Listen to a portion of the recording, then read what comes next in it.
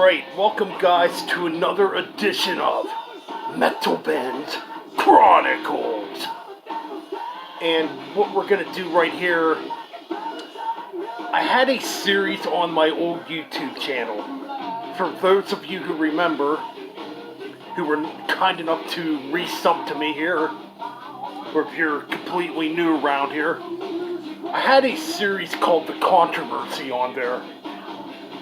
And I want to bring it back. I know I'm kind of messing around with a couple other things. I'm just trying to figure out what works, you know what I mean.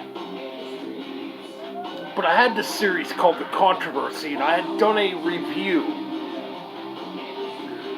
or a discussion pretty much, about the 1994 album from Motley Crue. Just called Motley Crue, the self-titled album. Right there it is, as you guys can see. Sorry, that's probably kind of dark. Yeah. Anyways,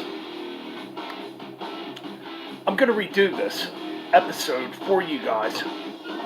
Actually, a subscriber of mine who remembered that video asked me to redo this video, so I'm going to redo it. Let's do it right now, right here, live and in living color, here on Metal Band's Chronicles. So Motley Crue, in the early 90s, Vince Neil had left, or was fired. I believe he was fired. I've heard stories too that he left. Anyhow, so Motley Crue kind of went on a hiatus for quite a while.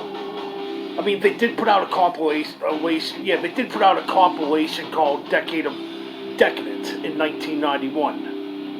Where, you know, they remade a couple of their tracks and they added a couple tracks that were on soundtracks, you know what I mean. You know, so they did that, and they did a cover of Anarchy in the UK. Well, shortly after that, Vince Neil had left the band, or was fired, whichever story you believe. So Motley Crue re-emerged in 1994 again. And they were probably in the studio for about a year, I think, when they were doing this album. And they did hook back up with Bob Rock, who produced Dr. Feelgood, which was a pretty damn successful album for Motley Crue when it came out. So anyways, they got back together with Bob Rock. They went into the studio. However, they got a new lead vocalist / guitar player. He also played guitars. I'm talking about John Corabi. So John Corabi would join Motley Crue. And to me, they would work on their most underrated, their heaviest album. You know, since Shout at the Devil, I think this album's actually heavier. But yeah, I think on this album, you get a more serious Motley Crue, not so much of that glam metal Motley Crue, or whatever you want to call it. I know some people don't like the term glam metal, hair metal, whatever, you know. Excuse me there, I needed a little drink. But yes, this album would re-emerge in 1994. Came out on Elektra Records. Right away, you know, it seems like everything's good, you know. They're getting MTV press, you know, they're getting Hooligan's Holidays getting featured on Beavis and Butthead. So yeah, it seems like things are going good at first, but things went south quick. This album did not sell. And it pretty much got thrown under the radar for quite a while, you know. But man, there's some very underrated tracks on here. Like Power to the People, Uncle Jack, Hooligan's Holiday.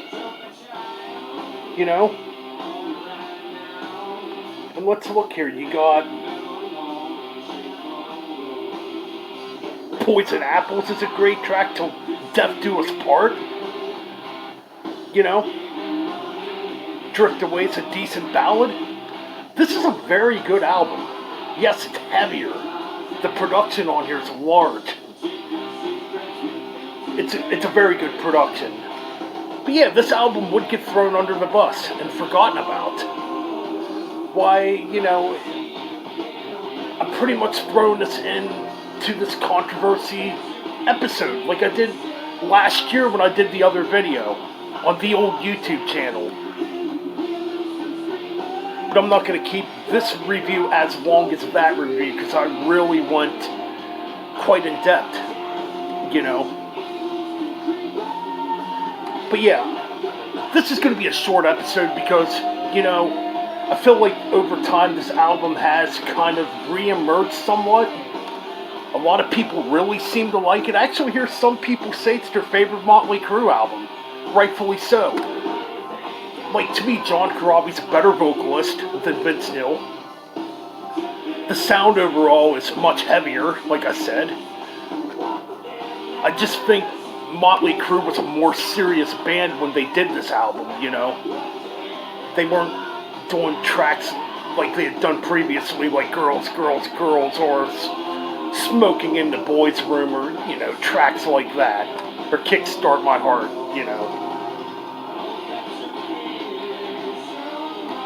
So yes, very solid album. And I definitely recommend you guys pick this up if you can. Me, I'm dying to get this on vinyl. Now, there's two versions of this. There's a version with, like, neon green lettering, too. I got the one with the red lettering. And, you know what? That's pretty much all I'm going to say about this album. Now, some people, before I leave, some people wouldn't categorize this as a Motley Crue album. Rightfully so, I understand, because it don't have Vince Neil. But that does not mean that this album should be thrown under the bus. Personally, it's my favorite Motley Crue album. I just really enjoy this album, Anyways,